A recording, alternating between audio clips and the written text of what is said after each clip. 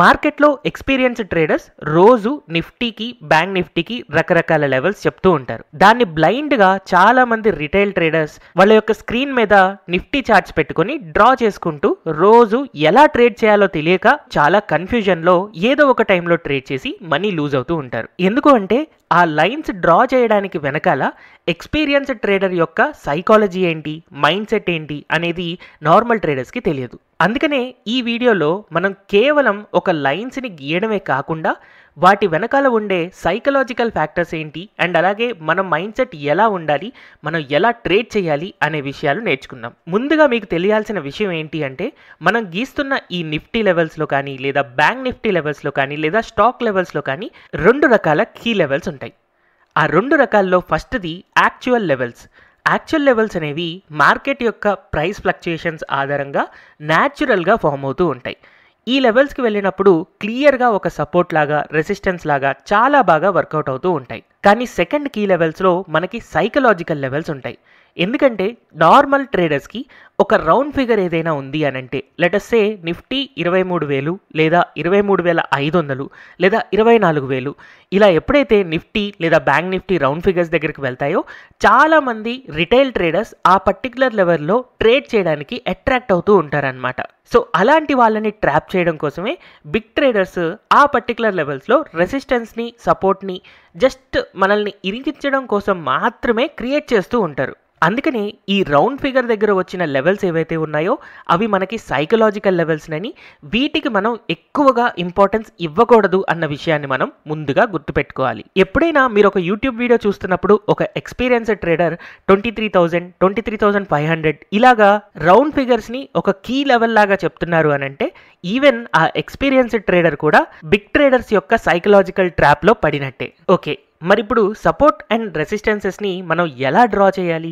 Nifty చార్ట్లో లేదా bank Nifty చార్ట్లో కంటిన్యూస్గా stock prices up and down అవుతూ ఉన్నప్పుడు ప్రతి లెవెల్ని మనం మార్క్ చేసుకుంటూ వెళ్తే మనకి చాలా support and resistance lines form అవుతాయి. కానీ ఇన్ని లైన్స్తో మనం కన్ఫ్యూజ్ అవ్వకూడదు.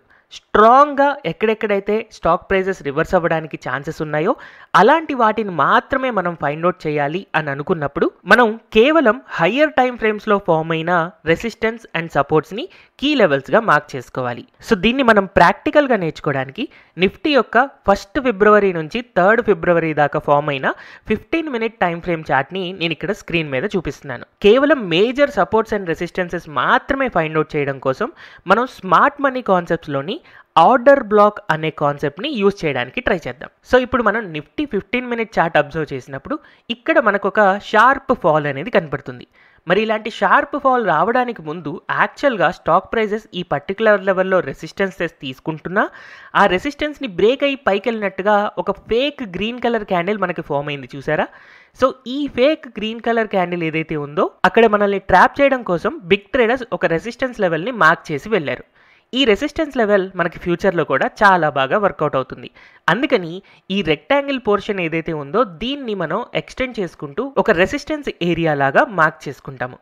యాక్చువల్గా నార్మల్ రిటైల్ ట్రేడర్స్ ఏం చేస్తారు అంటే దీని యొక్క హైయెస్ట్ లెవెల్ మాత్రమే మార్క్ చేసుకుని ఒక రెసిస్టెన్స్ లైన్ లాగా మార్క్ చేసుకుంటారు. కానీ మనం టెక్నికల్గా ప్రాపర్గా ఆలోచిస్తూ కీ లెవెల్స్ని మాత్రమే మార్క్ చేసుకోవాలి. కాబట్టి కేవలం ఒక సింగిల్ లైన్ని కాకుండా ఈ రెక్టాంగిల్ పోర్షన్ యొక్క జోన్ని మనం అబ్జర్వ్ చేసుకుంటూ దాన్ని ఒక రెసిస్టెన్స్ ఏరియా లాగా అనుకుంటాం. దాని తర్వాత మార్కెట్ చాలా షార్ప్గా పడుతూ ఒక పర్టికులర్ లెవెల్ దగ్గరికి వెళ్ళిన తర్వాత నిఫ్టీ ప్రైజెస్ స్లోగా బౌన్స్ బ్యాక్ అవ్వడం స్టార్ట్ అయ్యాయి. అయితే దీని యొక్క స్టార్టింగ్ ట్రెండ్ని మనం లోవర్ లెవెల్స్లో ఈ గ్రీన్ కలర్ క్యాండిల్ ఏదైతే ఉందో అక్కడి నుంచి స్టార్ట్ అయ్యాయి అని అనుకోవచ్చు.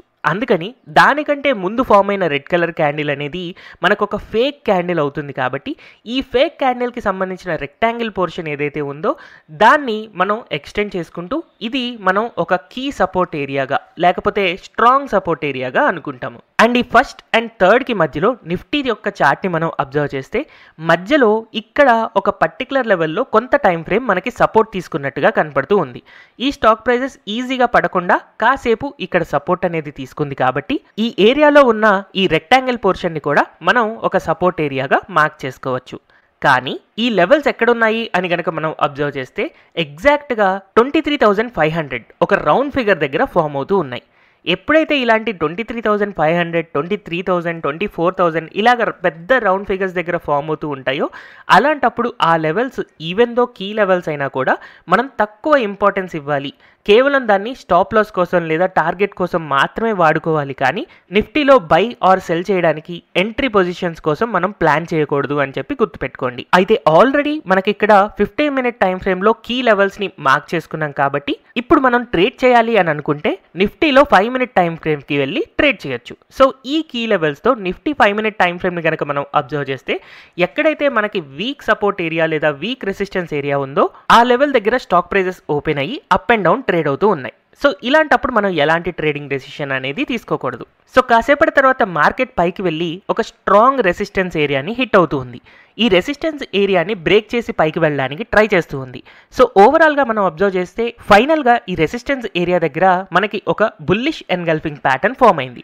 సో ఇలాంటి బుల్లిష్ ఎన్గల్ఫింగ్ ప్యాటర్న్ మనకి రెసిస్టెన్స్ పైన క్లోజ్ అవుతూ ఇలా పైకి ట్రేడ్ అవుతూ ఉంది కాబట్టి మనం ముందుగా స్టాప్ లాస్ని పెట్టుకొని హయ్యర్ లెవెల్స్లో మనం టార్గెట్ కోసం వెయిట్ చేయొచ్చు. అయితే టార్గెట్ ఎక్కడ దాకా పెట్టుకోవాలి అని తెలియడం కోసం నేను ప్రీవియస్గా చార్ట్స్ అబ్జర్వ్ చేసినప్పుడు 6th and 7th January 2025 రోజున నాకు హయ్యర్ లెవెల్స్లో ఒక రెసిస్టెన్స్ జోన్ అనేది కనపడుతూ ఉంది. సో ఇప్పుడు ఎప్పుడైతే నాకు ఇలాగా బుల్లిష్ ఎన్గల్ఫింగ్ ప్యాటర్న్ వచ్చి స్టాప్ లాస్ ఈ లెవెల్స్లో ఉందో హయ్యర్ లెవెల్స్లో పైకి వెళ్తున్నప్పుడు నెక్స్ట్ రెసిస్టెన్స్ ఏరియా దాకా టార్గెట్ హిట్ అవుతుంది అని చెప్పి వెయిట్ చేయొచ్చు. కానీ ఇంట్రాడే బేసిస్లో కొన్నిసార్లు ఆ లెవెల్ దాకా వెళ్ళడం అనేది కష్టం. అందుకని మనం ఒకవేళ పొజిషనల్ ట్రేడ్ కనుక తీసుకున్నాము అని అంటే ఆ రెసిస్టెన్స్ ఏరియా దాకా వెయిట్ చేయొచ్చు. లేదా ఇంట్రాడే బేసిస్లో కనుక ట్రేడ్ తీసుకుంటే అలాంటప్పుడు స్టాప్ లాస్ ఏదైతే ఉందో స్టాప్ లాస్ ఇంటూ 2ని మనం టార్గెట్గా పెట్టుకోవచ్చు. సో కాసేపటి తర్వాత మనం నిఫ్టీలో అబ్జర్వ్ చేస్తే సైకలాజికల్గా ఈ రెసిస్టెన్స్ అనేది దాటి పైకి వెళ్ళింది కాబట్టి మనకి ఇక్కడ బుల్లిష్ ఎన్గల్ఫింగ్ ప్యాటర్న్ ఏదైతే ఫామ్ అయిందో దానివల్ల స్టాక్ ప్రైజెస్ అనేవి ఈజీగా పెరిగి టార్గెట్ని ఇంట్రాడే బేసిస్లో హిట్ అయ్యాయి. అండ్ సైకలాజికల్గా ఇది ప్రీవియస్గా ఒక రెసిస్టెన్స్ కాబట్టి ఈ రెసిస్టెన్స్ని బ్రేక్ అయినప్పుడు అది ఒక సపోర్ట్ లాగా యాక్ట్ చేసి మళ్ళీ స్టాక్ ప్రైజెస్ ఈజీగా పైకి వెళ్లే విధంగా చేసింది. అండ్ 4th February 2025 రోజున ఫామ్ అయిన ఈ చార్ట్ ఏదైతే ఉందో 5th February రోజున మనకి పూర్తిగా హయ్యర్ లెవెల్స్లో ఉన్న రెసిస్టెన్స్ని హిట్ అయ్యి ఇక్కడ క్లియర్ ఎగ్జిట్ సిగ్నల్ అనేది మనకి ఇచ్చింది. యాక్చువల్గా మనం ఇక్కడ అబ్జర్వ్ చేస్తే 5th and 6th January రోజున మార్కెట్ అంతా సైడ్ వైజ్లో ఉంది. ఒకవేళ మనం ట్రేడ్ చేస్తే అది ఎయిదర్ కాల్ ఆప్షన్ కొన్నా లేకపోతే పుట్ ఆప్షన్ కొన్నా టైం డికేలో మనీ పోతాయే తప్ప మనకి ఎలాంటి ప్రాఫిట్స్ రావు. అండ్ మనకి ఎలాంటి ట్రేడింగ్ సిగ్నల్ కూడా ఈ సపోర్ట్ అండ్ రెసిస్టెన్స్ అనే కాన్సెప్ట్ మనకి ప్రాపర్గా జనరేట్ చేయలేదు. బట్ 7th February రోజున కనుక మనం అబ్జర్వ్ చేస్తే మార్కెట్ ఓపెన్ అయిన తర్వాత వైడ్ స్వింగ్స్ వస్తూ ఉంది. ఆల్రెడీ మార్కెట్ 2 రోజులు కన్సాలిడేట్ అయింది కాబట్టి ఈ రోజున మనకి బిగ్ మూమెంట్స్ రావడానికి ఛాన్స్ ఉంటుంది. అయితే 4th February యొక్క అప్ అండ్ డౌన్స్లో మనం అబ్జర్వ్ చేసినప్పుడు ఈ వీక్ రెసిస్టెన్స్ ఏరియాని నేను మార్క్ చేసుకుని 7th February రోజున కనుక నేను వెయిట్ చేస్తూ ఉంటే మార్కెట్ అప్ అండ్ డౌన్ అవుతూ ఆ వీక్ రెసిస్టెన్స్ ఏరియా దగ్గరికి వెళ్ళిన తర్వాత లోవర్ లెవెల్స్ నుంచి ఒక షార్ప్ అప్ ట్రెండ్ ర్యాలీ అనేది రికార్డ్ చేసింది. సో ఇలాంటి అప్ ట్రెండ్ ర్యాలీ తర్వాత ఇక్కడ నేను అబ్జర్వ్ చేస్తే ఒక 3 రెడ్ కలర్ క్యాండిల్స్ కంటిన్యూస్గా ఫామ్ అయ్యాయి. ఇది మనం ప్రీవియస్ క్లాసెస్లో నేర్చుకున్న 3 బ్లాక్ క్రౌస్ అనే కాన్సెప్ట్ ఏదైతే ఉందో అది వర్కౌట్ అయ్యే విధంగా ఇక్కడ మనకు కనపడుతూ ఉంది. అండ్ ఆల్రెడీ రెసిస్టెన్స్ ఏరియా దగ్గరికి వెళ్ళిన తర్వాత ఫామ్ అయింది. అండ్ అంతకుముందు ఒక షార్ప్ అప్ ట్రెండ్ ర్యాలీ వచ్చింది కాబట్టి ఈ 3 బ్లాక్ క్రౌస్ అనేది క్లియర్గా ఒక సెల్లింగ్ని క్రియేట్ చేస్తూ ఉంది. సో ఈ 3 బ్లాక్ క్రౌస్ని కనుక మనం ట్రేడ్ చేయాలి అని అనుకుంటే అలాంటప్పుడు యూజువల్గా ఈ 3 బ్లాక్ క్రౌస్ యొక్క లెంత్ ఎంతైతే ఉందో అన్ని పాయింట్స్ మనం టార్గెట్గా పెట్టుకుంటాం. అండ్ హైయెస్ట్ పాయింట్ ఏదైతే ఉందో దాన్ని స్టాప్ లాస్గా పెట్టుకుంటాం.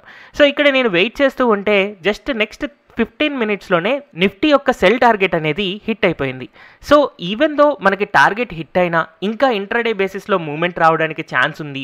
అండ్ లోవర్ లెవెల్స్లో ఇక్కడ మనకు ఒక కీ సపోర్ట్ ఏరియా కనపడుతూ ఉంది కాబట్టి ఇక్కడ దాకా వెళ్ళడానికి ఛాన్స్ ఉంది అని అనుకుంటే అలాంటప్పుడు మనం ఏం చేయొచ్చు అంటే 70% ఆఫ్ ద ప్రాఫిట్ మనకి ఎప్పుడైతే ఫస్ట్ టార్గెట్ హిట్ అయిపోయిందో అక్కడ ఎగ్జిట్ అయిపోయి రిమైనింగ్ 30% ఈ లోవర్ లెవెల్స్లో కీ సపోర్ట్ ఏరియా హిట్ అయ్యేదాకా మనం వెయిట్ చేయొచ్చు. సో ఒకవేళ మనం వెయిట్ చేస్తూ ఉంటే మనకి కాసేపు అప్ అండ్ డౌన్ అవుతూ ఫైనల్గా మన మేజర్ టార్గెట్ అనేది హిట్ అయింది. హిట్ అయిన తర్వాత కొంచెం పైకి వెళ్ళి మళ్ళీ రివర్స్ అయ్యి నార్మల్గా ట్రేడ్ అవుతూ పైకి వచ్చేసింది. సో ఇలా మనం ప్రీవియస్ వీడియోస్లో నేర్చుకున్న బేసిక్ ప్రైస్ యాక్షన్ ఏదైతే ఉందో వాటన్నిటిని ఇలా సపోర్ట్ అండ్ రెసిస్టెన్స్తో కంబైన్ చేస్తూ మనం ప్రాఫిటబుల్గా ఎలా ట్రేడ్ చేయాలి అనేది ప్లాన్ చేసుకుంటూ ఉండొచ్చు. హోప్ఫుల్లీ ఈ సపోర్ట్ అండ్ రెసిస్టెన్సెస్ ఎలా డ్రా చేయాలి అనేది మీకు అర్థమైంది అని అనుకుంటున్నాను. బట్ ఎనీహౌ ఇది పార్ట్ 1 వీడియో. పార్ట్ 2 వీడియోలో మనం సపోర్ట్ అండ్ రెసిస్టెన్సెస్ని ఎలా డ్రా చేయాలి అనేది ఇంకా క్లియర్గా నేర్చుకుందాం. ఈ వీడియోలో మీకు ఏవైనా డౌట్స్ ఉంటే కింద కమెంట్ సెక్షన్లో కమెంట్ చేయండి. అండ్ ఈ వీడియో కనుక నచ్చినట్టయితే don't forget to like, share and subscribe to Telugu stock channel. Thank you everyone for watching this video.